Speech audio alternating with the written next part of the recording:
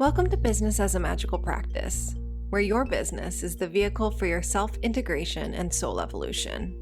My name is Sam Garcia, and I'm the founder of Dirty Alchemy Digital Marketing. And I'll be guiding you through how you can use your business as a spiritual practice and what magical businesses are doing to hit their goals and change the world. Together, we'll be relating the mystical to the world of business so that our work can unite spirit and matter, shadow and light, conscious and unconscious.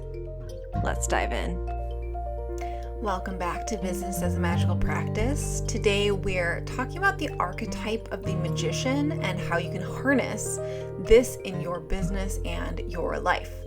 So according to Oxford Languages, a magician is a person with magical powers or someone with exceptional skill in a particular area, which I actually found really interesting because I obviously thought a magician was a person with magical powers. That made sense. But I didn't realize that it also meant someone with exceptional skill in a particular area. So really fun thing to really settle into if you resonate with being a person of someone with magical powers, but you didn't really realize that you're also a magician in the realm of having exceptional skill in a particular area. And then when we talk about magic, we're talking about the power of influencing the course of events by using mysterious or supernatural forces. And then another definition of magic is a quality that makes something seem removed from everyday life.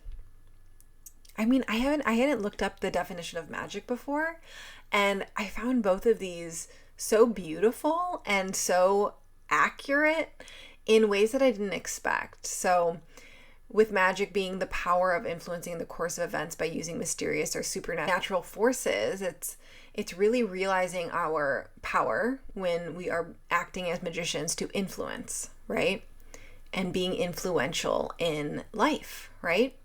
And then even with being removed from everyday life, it's just this liminal space that a lot of us tap into, whether it is everyday life or it is in actual spell work or meditation. But with that, we're actually tapping into magic. And then in the tarot, the magician card is often associated with new opportunities and leadership, especially spiritual or supernatural ones. The magician uses the magic of her own soul to create her reality and transform the world around her. So this really is the card of manifestation magic, right? The magician is curious and is always expanding her views and making new discoveries. And she's always in this process of learning and discovering herself by honing her magic and having this deep spiritual connection to the universe. So this is a major archetype in magical circles, right? Magician and psychologist Carl Jung wrote about archetypes as psychic patterns found in our collective unconscious in his book, The Archetypes and the Collective Unconscious. He said archetypes are living dispositions that continually influence our thoughts and feelings and actions. So if you happen to be someone who is in the realm of the life coach school or interested in Brooke Castillo and the model, like how familiar is this? Thoughts, feelings, actions, that's a part of her model. And it's like CTFAR. So circumstance creates your thoughts, creates your feelings, creates your actions, creates your results.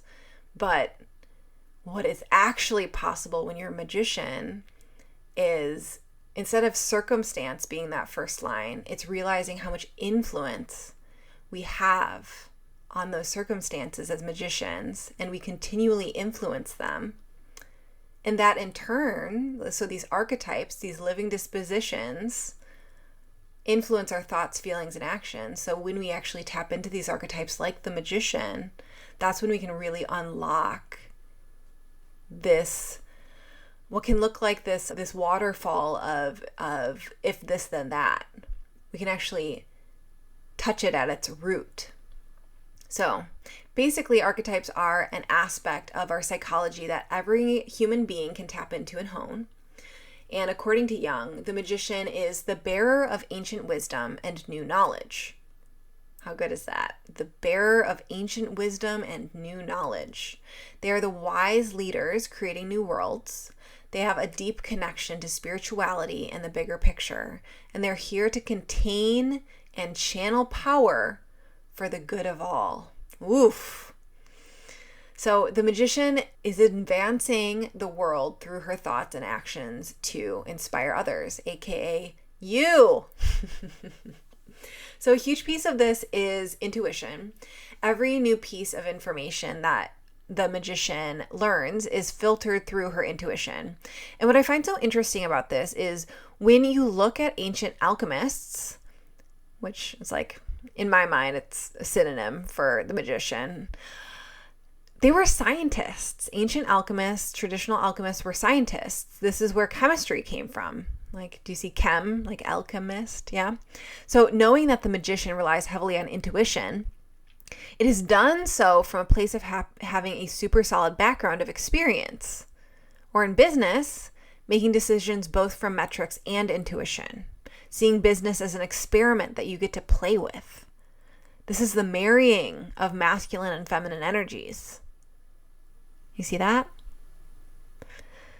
In King, Warrior, Magician, Lover by Robert Moore and Douglas Gillette, they talk about the magician as someone who has knowledge of the dynamics of energy flows and patterns in nature, in human individuals and societies, and among the gods, the deep, unconscious forces.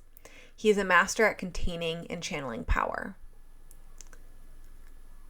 A master at containing and channeling power. And guess what you get to do as a business owner? Channel power into your business, where your business is the container of power. If you've been with me for a while, you know that your business isn't inanimate, right? Your business isn't this just loose concept or this inanimate thing. It is a living and breathing entity. And it can be a container of power. So as a magician and a business owner, you get to channel power in various forms. I call them externalized energies. Through systems, through team, through money, through influence, through reputation. Your business can contain that power and grow and ultimately become more powerful than you. Because it's not just this human being in a meat suit. Yeah? So we often hear about this archetype, the magician, as the masculine, like the masculine figure on the actual tarot card. But obviously anyone can be in this energy. Whenever you are in your thoughtful, intellectual, healing, transformative, or creative energy, you're in the energy of the magician. It's the energy of creating something from nothing. Shamans, healers, elders, prophets, wizards, alchemists. All of those are aspects of the magician archetype. If you're a business owner, you already do that. Creating new offers or content, transforming your clients and your programs, creating a new paradigm with the ideas you're channeling into this world, manifesting your goals and desires in the 3D plane. Yeah? You're already doing this. And really, you can be more and more powerful by tapping into this archetype of the magician, specifically in the realm of influencing the circumstances of your life. So some famous characters in the magician archetype are, you're already going to know what I say, right? Merlin, the wizard, Yoda from Star Wars, Gandalf in Lord of the Rings, Dumbledore from Harry Potter. And these are major figures that we tend to love, right? In these stories, the magician character is always leading the hero through their transformation. And that sets them apart from everyone else. The magician is that guide. If you're familiar with StoryBrand at all and their concept, where a really smart idea in your business is to position yourself as the guide because your customer or your client is the hero of their own story. You're not the hero of their story. You're the guide. The magician is this natural guide. Naturally, they support the hero in their journey. So think back to our definition of magic, where I said that magic has a quality that makes you feel removed from everyday life. When you're in the magician archetype, you're not like everyone else. You know that your purpose isn't to go along with what other people are doing. And it sometimes means doing things that might seem scary or anxiety-inducing. Plunging into the unknown. I remember reading, it was a passage from one of the great American environmental authors, American Earth. This was a book I had to read in college. It has a foreword by Al Gore, edited by Bill McKibben, and it is American writing since Thoreau. Excellent, excellent book if you are into nature shit and the progression of environmental writing in America. And I'm not going to remember which writer, but he was actually traveling, I think, in Indonesia and just bearing witness to the culture. And he wrote that the shamans in this culture, they never lived within a village. They always lived at the outskirts of town or just outside the borders of town. And this was for this exact reason. Because yes, they had to live within this world, but they couldn't live completely in this world. So they're in this liminal space at the outskirts of town. 1 foot in, 1 foot out, right? And when you're tapping into magic, you're tapping into this liminal space, this outside of everyday life space. So trusting your connection to magic and knowing everything is working out for you is really key here. And also realizing that your best work comes from the liminal space, from the beyond. When you remove yourself from everyday life or see the presence of magic in everyday life, you're accessing the power of the magician archetype. So I have a fun assignment for you.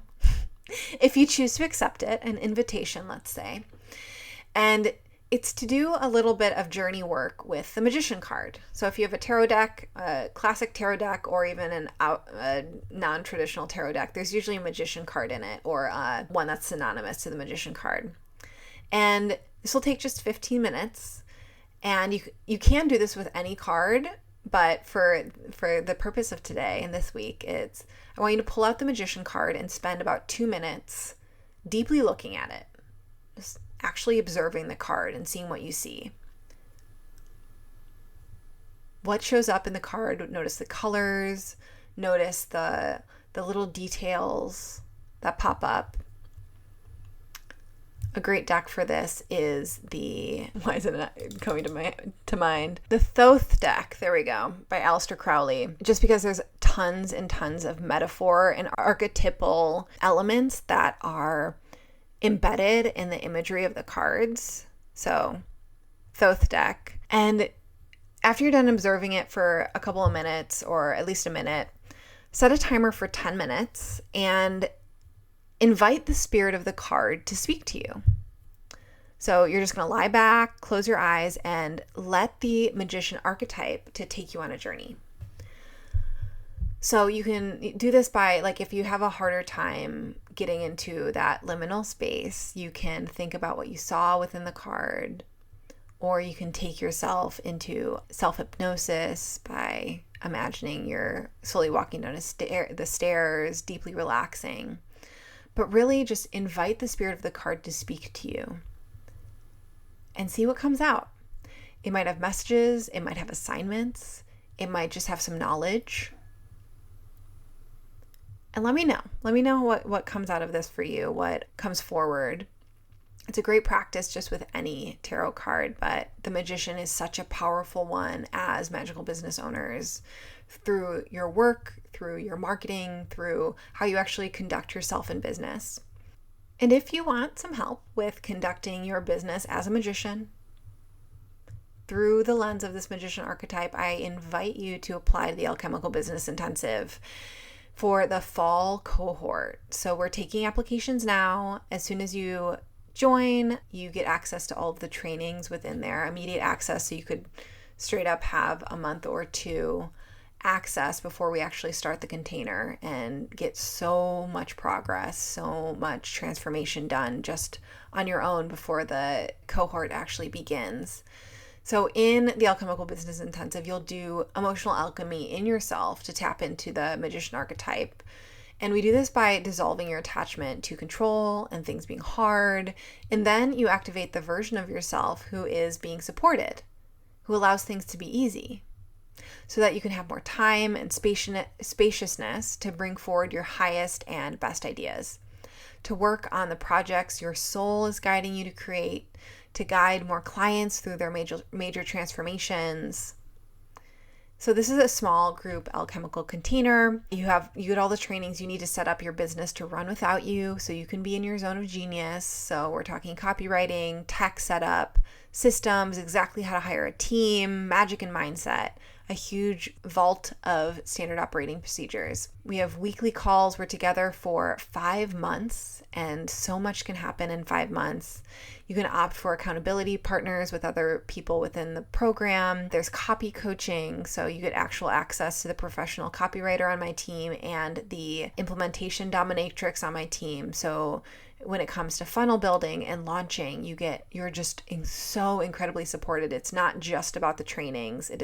You get so much actual support from me and my team. And you also get hypnotic tracks, so we can tap into the subconscious elements that are holding you back from your next level of success in your business. So go read all about it at thedirtyalchemy.com/ABI, or feel free to DM me at thedirtyalchemy on Instagram, and we'll get back to you. But there's just so much information there on that info page. And that's all for this week. You all have a lovely week. I'll see you next week for the next episode of Business as a Magical Practice. And let me know, what is coming through for you with the Magician card? How are you actually living out the Magician archetype?